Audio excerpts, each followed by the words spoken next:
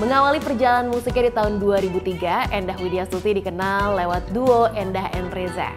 Ternyata ia memiliki kecintaan akan musik sejak usia muda. Kecintaan akan musik bukan hanya dituangkan lewat lagu, namun juga komunitas kreatif yang terbuka bagi siapapun yang memiliki kecintaan yang sama.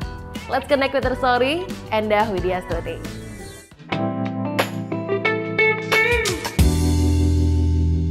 Hai Mbak Endah, gimana kabarnya? Baik-baik, alhamdulillah sehat-sehat. Aduh, terima kasih ya Mbak Endah udah main-main Connect with Her. Sama-sama. Aku seneng banget akhirnya bisa ngobrol nih lebih dekat dengan Mbak Endah. Terima kasih, aku juga senang banget diundang dan ini adalah acara yang juga sangat inspiratif. Jadi aku juga ngintip-ngintip, sangat menyenangkan isinya. Program-program sebelumnya ya.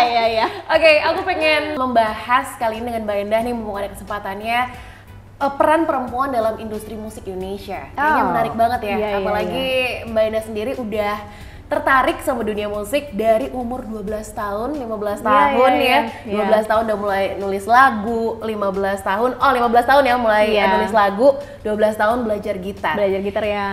Kalau boleh tahu nih Mbak Endah, gimana sih awal mulanya kamu jatuh cinta sama industri ini, sama musik sendiri? Ya, sebenarnya sebelum ke industri musik mungkin aku jatuh cinta dengan musik tuh dari kecil dan menyenangkannya adalah itu dikenalin sama mamaku, almarhum. Jadi memang dari perempuan ke perempuan juga. Jadi mamaku tuh main gitar sambil nyanyi.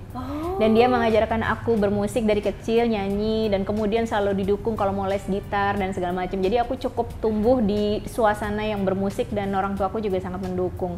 Dari situ sih kemudian les gitar dan kemudian aku bikin band dan kemudian mencoba untuk kayak mungkin udah dari dulu ya, dari sejak SMA hingga lulus SMA coba untuk kayak masuk ke dunia industri musik yang sebenarnya juga aku nggak tahu industri musik itu apa ya, tapi sepertinya kayaknya kalau rekaman asik kan gitu ya. Cuman kemudian ya terus aja lah berusaha sampai akhirnya aku ketemu dengan Reza dan akhirnya membuat Endah and Reza. Tapi sebenarnya perjalanan bermusikku cukup panjang dan melalui banyak proses yang sebenarnya lebih banyak belajarnya juga, pengalaman dari panggung ke panggung dan juga networking sama komunitas-komunitas dan banyak orang gitu. Berarti awalnya terjun ke industri musik sendiri mulai dari band rocknya itu ya? Sebenarnya sih kalau kita lihat dari industri musik istilahnya mengeluarkan rekaman dan kemudian eksis mungkin baru sama Reza sebenarnya. Iya di 2009 justru. Tapi sebelum itu mungkin lebih banyak manggung-manggung. Kalau untuk band rock yang aku bikin pada saat aku SMA itu mungkin lebih seperti main ke festival-festival, terus kemudian ikut kompetisi band, lebih kayak gitu sih. Dan itu sangat menyenangkan sih menurut aku ya. Nah, ini yang menarik sebenarnya Mbak Endah yang pengen aku tanya langsung. Waktu itu kan ketika membentuk band, Mbak Endah sendiri kan berkecimpung di band yang genrenya rock kan? Iya. Terus ketemu sama Mas Reza di band rock itu dan ngebentuk duo yang genrenya nih jauh berbeda nih, lebih ke folk, akustik. Kok bisa sih nyebrang? Iya. Sebenarnya sih aku tuh emang rocker sebenarnya dulu ya. Maksudnya aku banyak bermain musik-musik yang distorsi, musik keras itu sebenarnya dari dulu. Hanya memang mungkin ketika ketemu sama Reza ada momen dimana aku jenuh dengan itu gitu. Maksudnya dalam arti kemudian aku juga belajar jazz juga, belajar blues, belajar musik klasik yang kemudian memberikan satu eksplorasi, ini kayaknya seru ya kalau eksperimennya bisa dibawa ke sana sini gitu. Hanya memang biasanya aku tipikal orang yang setia. Jadi kalau ada satu band aku akan stick sama di situ terus gitu. Nah, cuman kemudian begitu sama Reza gitu, aku juga kan mengundurkan diri dengan band itu yang mempertemukan aku sama Reza karena waktu itu aku mau kuliah musik. Nah, karena aku mengundurkan diri dan kemudian aku sibuk berkuliah, disitulah aku melanjutkan hubunganku sama Reza dan ternyata dia memberikan banyak referensi musik yang buat aku cenderung berbeda ya, dan buat aku itu asik karena aku nggak pernah melakukan ini sebelumnya gitu. Jadi karena aku orangnya suka belajar dan menurut aku itu hal baru, dan Reza itu sangat tahu bagaimana mengoptimalkan misalnya karakter suaraku, permainan gitarku dan lebih ke penulisan laguku gitu, sehingga aku ngerasa di sini aku lebih berkembang menjadi diri sendiri gitu. Dan dia memberikan otorisasi yang sangat luas bagi aku untuk berperan mengambil keputusan di setiap lagu yang kami bikin bersama gitu. Jadi itu aku merasa lebih nyaman juga. Ini menarik loh Mbak Endah karena aku tuh tipe yang nggak bisa kerja sama suami. Nah, iya, kalau dari Mbak Endah sendiri nih gimana rasanya punya pasangan yang sama-sama musisi, yang akhirnya bahkan kerja bareng setiap hari mungkin? Oh iya, justru malah aku heran, kenapa tidak bisa kerja sama deh? Karena aku dari awal sama Reza mungkin karena kita sama-sama punya interest yang sama. dan kita terbiasa berargumen sampai apa ya, ibaratnya ya cukup keras gitu, dan itu biasa buat kami gitu. Dan mungkin lebih karena mungkin outputnya musik ya, sehingga itu menjadi intinya akhirnya goalnya adalah gimana supaya musik ini bisa terdeliver atau tersampaikan dengan baik gitu. Jadi mungkin karena ada itu yang mungkin menyelamatkan atau membantu di tengah-tengah argumen panas ini gitu ya. Cuman memang kalau aku sih merasa mungkin karena interestnya sama, dan kemudian karena ada momen untuk main bareng ya, kayak ibaratnya bermusik bareng, bermain instrumen bareng, manggung bareng. Jadi memang banyak hal yang harus dicocokin gitu. Kayak ada kompromisasi juga di situ, ada argumen-argumen yang harus terselesaikan, masalah-masalah, dan kemudian yang paling seru sih sebenarnya menyamakan misi-visi bahwa Endah Henresa tuh mau kemana. Jadi sebenarnya dari awal Endah Henresa terbentuk itu kan kami masih pacaran ya. Bahkan sebelum menikah, ketika kita bikin album, kita tuh sempat menguras tabungan kita tuh untuk album dulu, padahal itu tadinya buat menikah. Karena kita ngerasa kayak ini adalah momen dimana kita harus keluar album. Kalau enggak, kita nggak akan pernah tahu si Endah Henresa entitas ini mau dibawa kemana. Dan disitulah sebenarnya mulai ada perbincangan-perbincangan yang serius mengenai hubungan kami sebagai pacaran ini, yang akan menjadi suami istri. Kan waktu itu akan ya, dari pacaran akan jadi suami istri. Tapi kita punya Endah Henresa musik yang sebenarnya dia sangat fragile nih. Apakah kalau kita misalnya jadi, kalau kita jadi atau tidak jadi menikah, ini akan terus? Karena dia adalah entitas yang berbeda dengan hubungan kami berdua. Akhirnya kami bersepakat, apapun yang terjadi sama kami berdua, apakah kita jadi menikah atau enggak? Apakah, ya ini amit-amit kita juga tidak ingin mau terjadi gitu ya. Misalnya ketika menikah kita berpisah, entitas Endah Henresa ini harus berjalan. Karena apa? Karena dia menghidupi, karena dia adalah musik yang kami sukai dan kami cintai. Jadi kami udah bisa melepas apa ya, ibaratnya membedakan mana hal yang personal gitu sama hal yang buat kami it's music. Dia pure banget, dia adalah murni gitu. Dia jadi sebenarnya tidak terikat dengan individu dan problema kita masing-masing. Dia adalah satu kesatuan. Jadi ketika itu udah disepakati, ternyata berpengaruh besar banget ke bagaimana cara kita menyepakati satu dan lain hal, mengambil keputusan, dan menjalani Endah Henresa as a band, dan Endah dan Resa sebagai suami istri gitu. Wow, jadi emang aku melihatnya panjang. Jadi sekarang Endah dan Resa benar-benar sebuah keharmonisan ya, yang dituangkan dalam wujud musik. Itu dia. Jadi memang ini adalah udah kita obrolin sebelum album ini rilis dan sebelum kami menikah. Karena menurut kami agak sayang, kami sangat senang dengan musik, dan buat kami ini kayak ibaratnya kalau bisa dibilang bayi ya, ini nggak berdosa nih anak ini, ibaratnya gitu ya. Kayak kalau misalnya tiba-tiba kita berpisah dan kita tidak membesarkan dia nih, kayak aduh sayang ya, padahal kita udah susah payah. Dan ini udah menjadi sebuah musik dan album yang bagus gitu, kayaknya ini adalah sebuah kewajiban buat kita untuk terus menghidupi gitu sih sebenarnya. Kita melihatnya cukup dalam sebenarnya di musik ini gitu.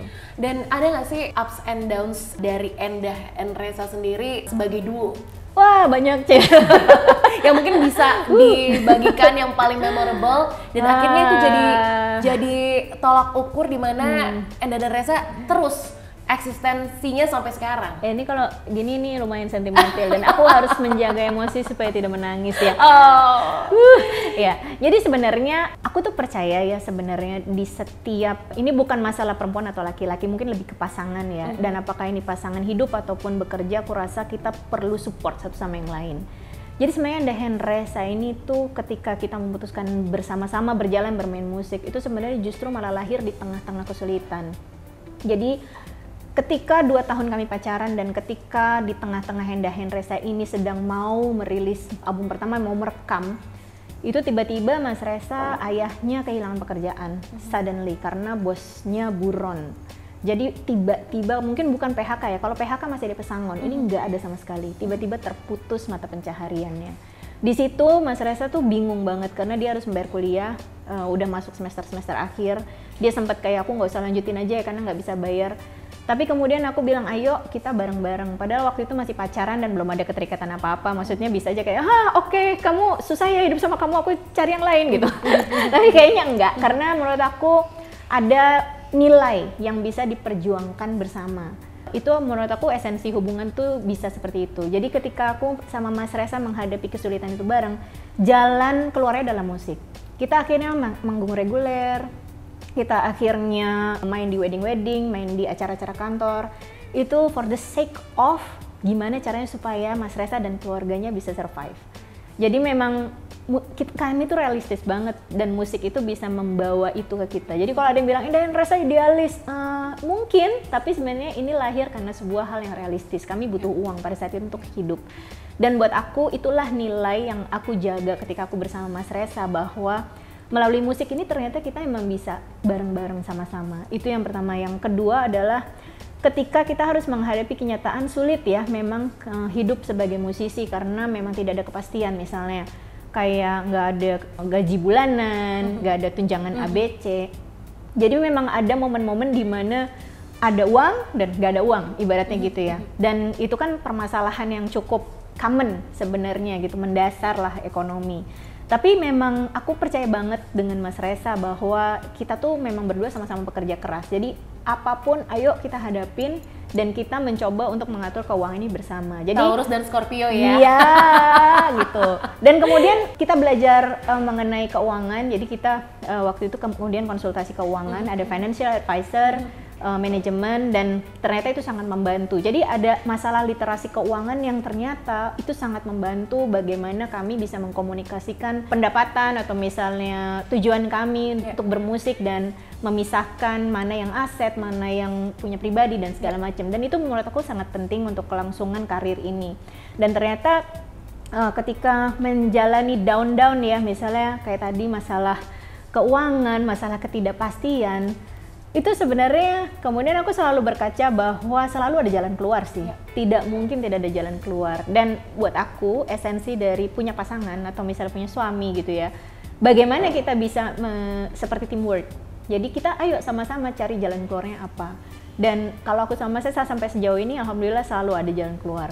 Dan esensinya tuh gitu. Pokoknya kalau misalnya ternyata punya pacar atau punya pasangan, kok ini nggak menyelesaikan masalah hidupku ya, nah itu ada problem berarti. Karena harusnya kita sama-sama bisa cari jalan keluarnya gitu. Dan ini tapi tentu saja pengalaman yang berbeda-beda, tapi kalau pengalamanku sama Mas Reza, semua masalah itu biasa selalu bisa dipecahkan gitu. Luar biasa, aku jadi berpikir kalau Mbak Indah gak ketemu Mas Reza, Endah N siapa ya? Nah itu dia, Endah N Raisa loh.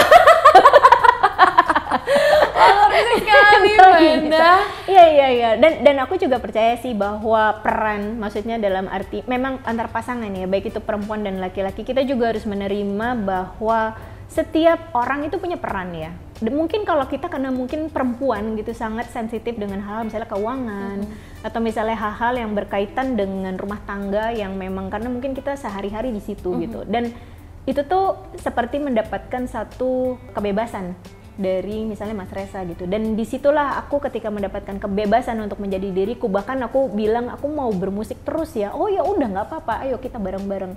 Aku ngerasa ada freedom, aku merasa punya keberdayaan gitu sebagai perempuan. Aku merasa juga tidak memiliki keterbatasan, tidak ada kekangan, dan justru malah aku jadi bisa berbuat banyak sekali gitu ketika aku diberikan kebebasan seperti itu. Tentu saja kebebasan yang bertanggung jawab ya, karena ada kaidah-kaidah dalam rumah tangga yang tentu saja kami hormati, tapi dengan adanya satu hubungan yang menurut aku cukup balance antara aku dan Mas Reza, di mana kita saling menghormati, itu ternyata sangat ngebantu arah dari hubungan kami ini gitu. Love and respect memang kunci dari sebuah hubungan ya. Karena percayalah Mbak Indah, aku tuh sering baca banget bahwa perempuan selamanya akan ngerasa kurang disayang dan laki-laki kurang merasa dihargai. Iya, tapi ketika itu balance dinamika femininnya, maskulinnya, pasti itu akan selaras semuanya, akan mengalir begitu saja, bentuk cinta yang natural, bahwa ketika suami dapat menyayangi istrinya timbullah rasa respect, begitu terus. Begitu terus cycle-nya gitu ya. Nah, balik lagi ke musik Mbak Indah, melewati belasan tahun berarti ya, belasan tahun bermusik, kecemplung di industrinya. Menurut pengalaman Mbak Indah sendiri, apa sih yang musik sudah lakukan bagi hidupmu dan apa yang akan terus kamu lakukan untuk musik? Wow, dalam banget. Aku berhutang budi dengan musik sih. Maksudnya ketika aku lahir dan dikenalkan musik, kemudian aku tumbuh dengan itu, banyak hal-hal yang indah dalam hidupku tuh di situ gitu. aku jadi tidak mudah untuk memikirkan bahwa dunia ini sangat buruk atau negatif, karena ketika aku dihadapkan dengan musik, ya udah disitulah keindahan itu ada gitu. Aku bisa mencurahkan semua perasaan, aku bisa menemui orang-orang yang luar biasa, bahkan aku bisa ketemu dan ngobrol dengan orang yang baru aku kenal, atau aku pergi ke tempat-tempat baru yang aku nggak pernah terpikir aku akan bisa sampai sana gitu. Jadi memang aku berhutang banyak sekali, dan memang tapi dulu aku ingat sih aku orangnya lumayan nerd banget. Jadi selalu dengan gitar kemana-mana, terus kalau dari pulang sekolah selalu gitaran berjam-jam. Bahkan kadang-kadang kalau aku lagi mood banget, aku bisa bilang sama mamaku, "Ma, aku boleh nggak sekolah, tapi aku pengen main gitar," gitu. Dan mamaku kayak, "Oh ya udah, nggak apa-apa." Jadi memang karena mungkin beliau lihat bahwa aku dari kecil sangat into dengan itu, dan di situ juga aku mendapatkan ibaratnya concern dari ayahku juga, bahwa dia sangat mendukung juga anak perempuannya ini untuk megang gitar, yang mana mungkin bukan instrumen yang cukup feminin gitu ya. Tapi di situ aku merasa ada privilege dari keluarga, dan menurut aku itu modal yang penting banget. Jadi tidak semata-mata musik, tapi kurasa dukungan keluarga juga. Dan itu aku berhutang budi sih, udah sampai di titik dimana aku ingin mengabdikan diriku melalui musik. Aku bisa apa ya? Aku bisa berkontribusi apa untuk masyarakat? Tidak hanya mungkin semata-mata faktor ekonomi, tapi banyak banget gitu hal-hal yang ingin aku bagikan, hal-hal yang ingin aku sampaikan, dan mungkin itu bisa terjadi dan terjalin karena ada musik gitu. Mudah-mudahan sih seumur hidupku aku ingin seperti itu. Dan apa ini juga yang menjadi cikal bakal terlahirnya Earhouse mungkin? Iya banget, iya benar. Jadi wah, ini juga sentimental. Earhouse itu lahir tahun 2013. Itu sebenarnya awalnya gara-gara kami ke Prancis, diundang, kita menang di satu kompetisi dan main di satu panggung utama di Midem Conference and Festival tahun 2013. Di situ kita ikut konferensi musiknya dan seminarnya sebelum kita manggung, dan kita ada sesi ngobrol seminar sama Steve Rainey. Steve Rainey itu ex-manajernya Incubus. Terus kemudian di satu momen dia bilang bahwa kalau kamu ingin musikmu lestari gitu, bisa didengar terus, you have to start from your local scene. Ya. Dan waktu itu tuh kita tuh datang ke sana dengan menggebu-gebu ingin go internasional pada zaman itu ya. I mean, ya itu tahun 2013, everyone belum ada YouTube dengan streaming yang luar biasa, maksudnya masih sulit ya untuk mencapai streaming dengan koneksi internet pada saat itu. Jadi kita kayak wah masih menggebu-gebu, tapi ketika kita dengar itu ada satu hal yang jadi perenungan kita bersama, aku, Resa, dan manajer kami Randy. Apa yang sudah kita lakukan ya di local scene kita gitu? Karena kita selama ini cuman oke, kita tinggal di Pamulang, keluar, manggung, pulang lagi. Kita bahkan nggak kenal musisi-musisi di sekitar kita siapa, atau siapa yang interest dengan musik kita atau musik yang sejenis dengan kita. Akhirnya kita pulang, dan aku bilang sama Mas Resa, aku nggak ingin melewati hidupku dengan penyesalan karena kita belum pernah coba ini. Ayo kita bikin Earhouse, Endah and Resa House, untuk sebagai tempat di mana kita mungkin bisa sharing, atau tempat di mana kita bisa hangout sama siapapun yang mungkin mau bertanya, atau kita malah bisa belajar di situ gitu. Jadi ayo kita bareng-bareng bikin, dan akhirnya jadilah si Earhouse ini, yang dimana dibalut dengan nuansa coffee shop, yang ada snack dan kopi-kopi, karena memang kami tumbuh di tempat-tempat seperti itu. Ada kekangenan untuk mengingat lagi dimana kita tuh tumbuh dulu waktu main reguler bertahun-tahun, kadang-kadang nggak ada yang nonton gitu, sampai kemudian kita bisa membangun komunitas, dan akhirnya kita bikinlah dengan balutan seperti itu. Dan buat aku sih memang akhirnya bukannya kita yang memberikan sih, tapi kita yang merasa diberi terus sama teman-teman yang datang di Earhouse. Mereka yang banyak sharing, kita banyak belajar hal baru, banyak teman-teman baru, perspektif baru, dan tahun ini menuju tahun ke-10 Earhouse, dan aku sangat bangga dengan itu gitu. Ketika kita merasa kita memberi banyak, ternyata kita mendapatkan jauh lebih lebih dari banyak. itu. Iya, aku bahkan ngerasa kayak nggak ngapa-ngapain, tapi wow gitu. Ini kayak sebuah gift yang nggak habis-habis gitu. Dan Earhouse juga ada songwriting club ya, yang bahkan mengeluarkan mini album. Nah, boleh ceritain tuh Mbak, seru banget. Iya. Jadi Earhouse itu memang punya program-program yang gratis. Memang karena kita sangat ingin sekali ada regenerasi ataupun ada tukar pikiran dalam hal khususnya mungkin musik, dan kalau mau spesifik misalnya musik industri gitu. Jadi kita tuh setiap hari Senin ada Earhouse Songwriting Club, ngumpul-ngumpul penulis lagu. Hari Selasa biasanya ada Earhouse Guitar Club, tapi kadang-kadang juga ada workshop lain dari luar. Siapa pemateri yang mau memberikan materinya bisa hari Selasa. Hari Rabu kita ada open stage, itu seperti open mic, dan hari Kamis biasanya ada musisi-musisi yang emerging artist yang baru-baru ataupun yang lama, tapi mereka mau mempromosikan musik dan lagu-lagunya gitu. Nah, itu semua acaranya rata-rata gratis. Hari Senin, kalau misalnya teman-teman mau datang jam 8 malam ke Earhouse Pamulang, itu kita ada ngumpul-ngumpul penulis lagu. Kita nulis lagu bareng, sharing, ibaratnya tukar pikiran, dan bahkan kemarin sempat mengeluarkan mini album tahun 2022 kalau nggak salah, dengan cara collective songwriting. Jadi kita nulis bareng-bareng.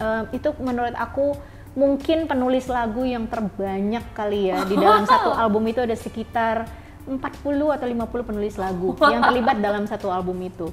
Dan buat aku itu adalah salah satu dokumentasi yang indah banget. Karena disitulah sebenarnya penulis-penulis lagu dengan berbagai macam latar belakang, ada yang mahasiswa, ada yang ibu rumah tangga, ada yang polisi, ada yang supir Grab misalnya gitu ya, atau Gojek dan segala macam online, supir online. Jadi semuanya bisa berkumpul dan kemudian mereka bisa menghasilkan sebuah karya. Dan buat aku itu adalah keindahan dari musik. Ya. Bahwa tidak ada batasan untuk siapapun bisa bermusik atau menghasilkan musik. Iya. Aduh, itu membuat musik tuh indah loh Mbak ya.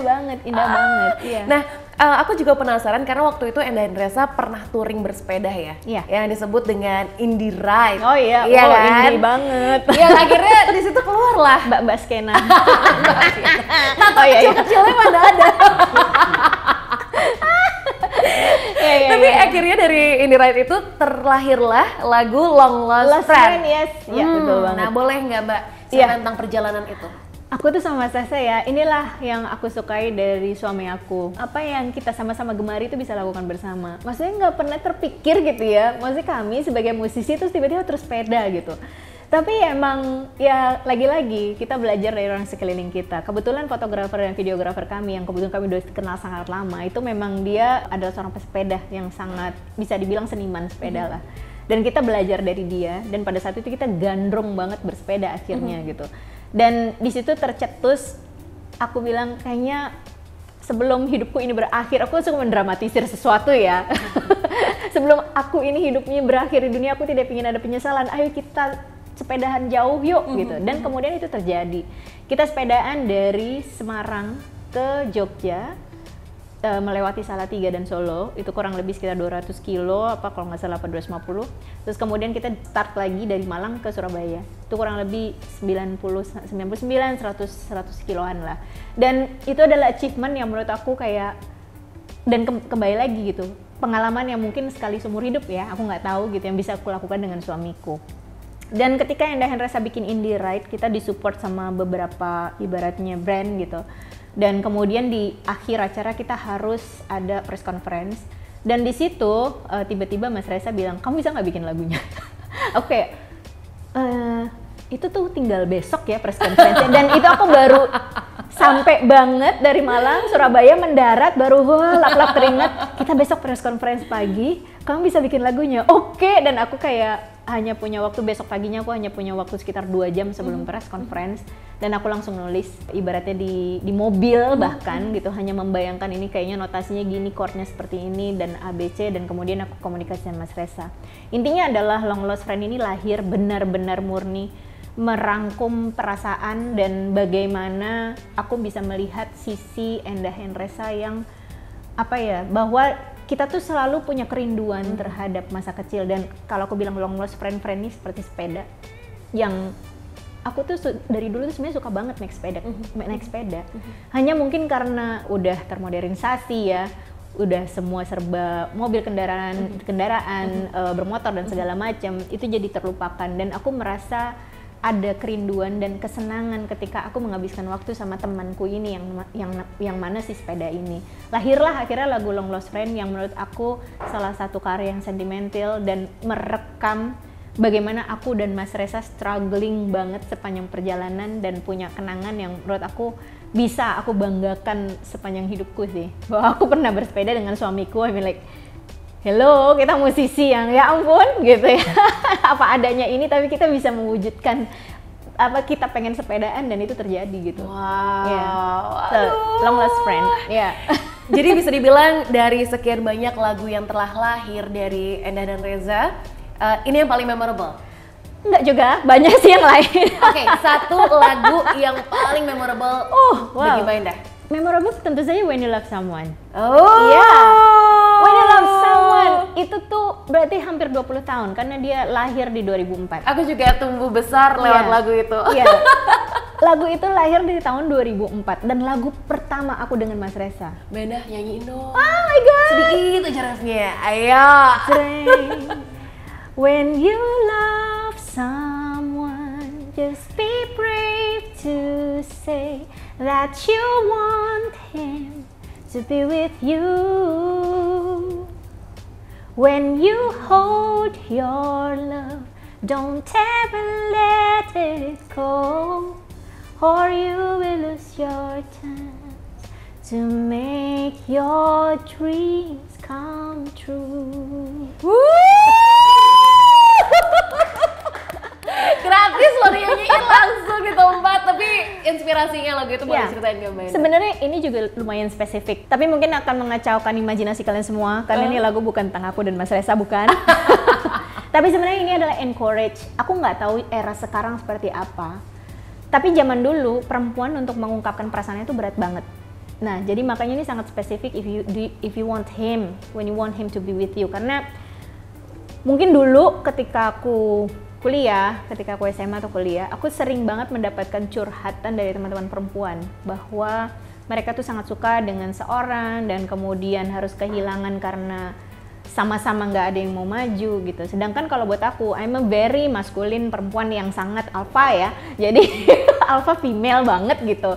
Jadi pokoknya udah nggak apa-apa, ngomong aja woy gitu. Lebih baik menyesal daripada nggak diungkapkan gitu ya. Lebih baik kenapa gitu. Jadi ya itu sebenarnya salah satu ungkapan aku kepada teman-teman, terutama mungkin perempuan ya. Ketika kita udah ngerasa klik sama seseorang dan dia worth to fight for, menurut aku ya kenapa nggak diungkapin gitu. Jadi karena aku sering banget mendengarkan cerita ini zaman aku SMA dan zaman aku kuliah. Dan buat aku nggak apa-apa, masalah mengungkapkan itu kan kita tidak melihat dia perempuan atau laki-laki ya. Ini kan masalah bagaimana misi visi kita untuk misalnya menjalin sebuah hubungan itu bisa klik. Dan nggak ada masalah siapa yang mau mengungkapkan duluan gitu. Itu kan hanya masalah image yang tercipta di sosial gitu. Dan tapi sebenarnya rasanya melegakan ya. Sebenarnya benar. Untuk our own goods gitu, bukan untuk mendapatkan apa-apa. Bukan. Iya. Jadi kalau menurut aku ya makanya ini lagu sebenarnya sangat spesifik. Encouraging. Iya. Untuk perempuan-perempuan di luar sana, jangan ragu untuk menyatakan pendapat Anda. Pendapat sih perasaan. Oke, mungkin ini pertanyaan terakhir Mbak Endah, walaupun kita tidak mau berakhir. Aku tidak ingin ini berakhir, tolong jangan. Seru banget ya, hangat banget ya rasanya bicara sesama perempuan tentang pekerjaan kita sehari-hari. Dan aku juga agak jarang sih untuk mendapatkan sesi seperti ini. Biasanya aku selalu sama Reza, jarang untuk bisa kayak ngobrol heart to heart gitu ya dengan perempuan lainnya gitu. Dan menurut aku ini sangat heartwarming. Terakhir Mbak, mungkin masih ada nggak sih? Mbak Endah kan banyak sekali hal yang pengen Mbak Endah lakuin selama hidup. Apa yang bisa Mbak Endah lakukan untuk memberi manfaat bagi sekitarnya seperti yang tadi kita ngobrolin gitu kan. Masih ada nggak sih hal yang belum terwujud saat ini? Wah, ya itu belakangan aku lagi ngobrol sih sama Mas Reza ya. Apalagi ya, kayaknya wah ini susah. Aduh, udah begini lagi nih, udah begini. Wow, yang belum terwujud ya, sulit pertanyaannya, tapi karena udah semua lagi, atau mungkin kegiatan-kegiatan yang belum, bersepeda udah, membangun earhouse udah. Ya itu dia sih, iya kan? Aku justru malah melihatnya sudah semua ya. Hanya memang tantangan terbesar adalah menurut aku yang belakangan kita lagi bicarakan bagaimana membuat semua sustain. Kayak misalnya cita-cita kami ke depan bagaimana earhouse terus berjalan, bagaimana komunitas-komunitas ini mereka akan terus mendapatkan tempat atau mereka akan terus berjalan meskipun mungkin suatu hari nggak ada aku dan Mas Reza. Bagaimana misalnya tim kami juga semuanya sejahtera, mereka bisa pun kalau misalnya nanti nggak ada aku dan Mas Reza, mereka bisa grow terus gitu. Jadi sebenarnya itu justru malah jadi hal yang menjadi PR, jadi tujuan gitu. Jadi it's not about us anymore. Kadang-kadang kayaknya kalau untuk aku dan Mas Reza sudah selesai gitu. Bukan berarti kemudian kita sudah puas dengan apa yang ada, seperti seakan-akan bukan berarti kita tidak punya mimpi lagi. Tapi lebih besarnya tantangan ke depan adalah itu yang harus kita pecahkan gitu. Tentu saja kita masih pengen main di berbagai festival, main ke tempat-tempat di penjuru dunia gitu, pengen punya konser tunggal misalnya. Hanya kayaknya kalau hal-hal yang berkaitan dengan aku dan Mas Reza pribadi, sepertinya semua sudah selesai gitu. Kita ingin punya satu cita-cita yang justru malah gimana ya supaya dengan adanya kami dan ketiadaannya kami itu masih ada manfaat yang bisa orang-orang mungkin yang dekat dengan kami atau orang-orang yang kami sayangi itu masih bisa grow gitu. Wow, dalam. Tapi itulah connect people ya. Kadang PR kita, kadang kita disibukkan dengan eyeliner. Gak apa-apa, ini safe space. Yeah. Kadang kita memang disibukkan dengan apalagi ya. Tapi kita lupa untuk how to make it sustain gitu. Bagaimana ini tetap berkelanjutan, even kita udah nggak ada gitu. Ya, itu sih sebenarnya cita-citaku sama Sesa. Mudah-mudahan, amin. Aku cuma ingin jadi musisi yang bermanfaat. Tapi lebih dalam lagi untuk menjadi manusia yang bermanfaat itu sih. Sorry. Wow, ini benar-benar connect. Kayak kita terkoneksi ya, ada sebuah energi yang luar biasa besar. Tapi Mbak Endah mungkin nggak ada kepikiran mau bikin clothing line mungkin nih. Aku tuh sebenarnya nggak terlalu fashionable. Semua kalau misalnya ngeliat kostum-kostum kami manggung itu yang milih Mas Reza semua. Oh iya? Oh ini fun fact ternyata ya? Yes, dia jauh lebih fashionable dari aku. Dia lebih up to date dan dia sangat lebih gaul dari aku. Jadi semua panggung itu dia yang selalu milih kostumnya. Oh iya? Ya. Tapi apakah kostum hari ini juga dipilihkan oleh Mas Reza? Ya kalau ini kebetulan aku kenal, maksudnya kita berkoneksi di sosial media dan menurut aku ini sangat manis banget. Apa sih namanya message-nya? Ini dari Damakara, di mana ada teman-teman yang berkebutuhan khusus yang mereka juga berkontribusi dalam desain dan dalam Damakara ini, sehingga setiap penjualannya ada royalti untuk mereka ya. Jadi ini menurut aku message yang sangat baik sekali, dimana sebenarnya kita tuh sebenarnya bisa loh mensupport satu dengan yang lain dengan hal-hal yang kita karyakan gitu. Dan menurut aku Damakara ini sangat baik banget untuk bisa by mensupport. Wearing this aja kita udah bentuk support untuk mereka. Iya benar banget. Ya, terima banyak kasih loh yang, Damakara, thank you for the energy. Dan menurut aku juga kenapa aku pakai di sini gitu, karena juga aku ngerasa acara ini punya message yang sangat kuat, punya misi visi yang sangat bagus gitu. Jadi aku berusaha untuk mencari gimana ya dari appearance aku untuk bisa juga mensinergikan dengan acara ini. Dan makanya ini sangat spesial aku pilih. Ini pertama kalinya juga aku pakai. Dan juga terima kasih karena sudah menyisipkan ini gitu di perbincangan yang sangat keren ini gitu dan sangat menarik ini. Jadi terima kasih banyak. Oh, terima kasih Mbak Endah. Satu lagi aku nggak bisa berhenti nih. Please. Ini aku ini mau kepikiran terus. I don't wanna stop. Menutup perbincangan kita dengan kembali sedikit aku tarik ke obrolan kita di awal bahwa ternyata bakat Mbak Endah nggak jauh dari ibunya ternyata. Iya, diregenerasikan dari perempuan ke perempuan. Dan mungkin ada nggak hal atau pesan yang bisa Mbak Endah sampaikan ke perempuan-perempuan lainnya, ke next people yang lagi nonton, to never stop dreaming akan mimpinya. Mungkin ada perempuan yang pengen jadi musisi tapi nggak punya support system yang tepat. Iya betul. Mungkin nggak se-privilege kehidupan Mbak Endah yang disupport oleh ibunya, ayahnya. Mungkin ada banyak orang di luar sana yang pengen jadi musisi tapi terbatas. Apalagi stigma musisi perempuan itu nggak tahu ya, kayak ngapain sih perempuan jadi musisi? Ibu jadi ibu rumah tangga aja lah. Ngapain sih perempuan sekolah tinggi-tinggi, tahu ujung-ujungnya di rumah? Ada nggak sih pesan untuk perempuan yang mungkin bisa akhirnya mengencourage mereka gitu untuk berani menjadi apa yang dia mau dan yakin sama apa yang dia pilih? Wow, message yang sangat dalam. Mamaku tuh selalu bilang, kamu perempuan harus independen, kamu perempuan harus pintar. Jadi ibuku sangat mengagungkan ibaratnya ya independensi perempuan, kemandirian dan juga pendidikan. Jadi sebenarnya itu yang membuat perempuan mau apapun profesinya, bahkan misalnya ibu rumah tangga. Ibuku soalnya ibu rumah tangga, dia pernah jadi guru, tapi kemudian ketika anaknya lahir dia mendedikasikan diri untuk di rumah. Dan buat aku juga pernah tanya sama mamaku, apakah mama merasa kehilangan mimpi? Dia, enggak, kalian adalah mimpiku. Itu kayak oh wow gitu ya, jadi dalam banget. Dan ketika aku bilang bahwa mama misalnya nanti aku tidak jadi ibu rumah tangga gimana gitu, dan dia bilang nggak apa-apa, karena yang penting adalah kamu sebagai perempuan mandiri, berpendidikan, sehingga kamu bisa survive apapun situasi, kondisi, dan profesi. Di situ sebenarnya aku pegang banget. Dan kenapa kemudian aku juga menjadi musisi independen? Karena memang aku melihat bahwa ketika aku menjadi seorang yang independen, aku bisa mengontrol dan kemudian aku bisa memilih jalanku sendiri. Aku termasuk senang dengan independensi ini karena menurut aku itu penting.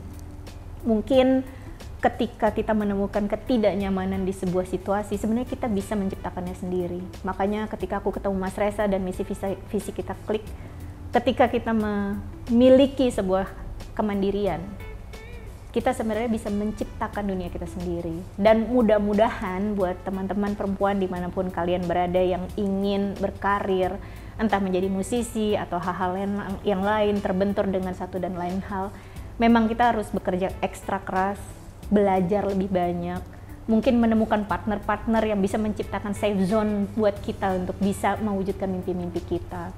Pun kalau misalnya memang kita di rumah, itu juga merupakan satu privilege juga gitu. Tidak semua perempuan itu juga bisa nyaman di rumah. Karena ya itu adalah satu pengalaman juga buat aku dan Mas Reza dan aku, Endah kecil di rumah bersama ibunya gitu ya. Dimana ketika kita bisa nyaman di rumah, itu juga sebuah achievement yang luar biasa gitu. Dan alhamdulillah aku merasa kehidupan aku memiliki itu gitu. Dan buat perempuan-perempuan di sana, pokoknya kita bisa mewujudkan mimpi kita. Gitu. Thank you so much Mbak Endah. Nomi, thank you so much. aku yang Aduh, aku seneng banget. No, aku yang senang. Aku yang senang banget. Terima kasih udah ngobrol-ngobrol, berbagi kisahnya di Connect with Her, dan semoga kita ketemu lagi ya di pertemuan-pertemuan dan perjumpaan berikutnya. Aku menantikannya. Undang lagi ya.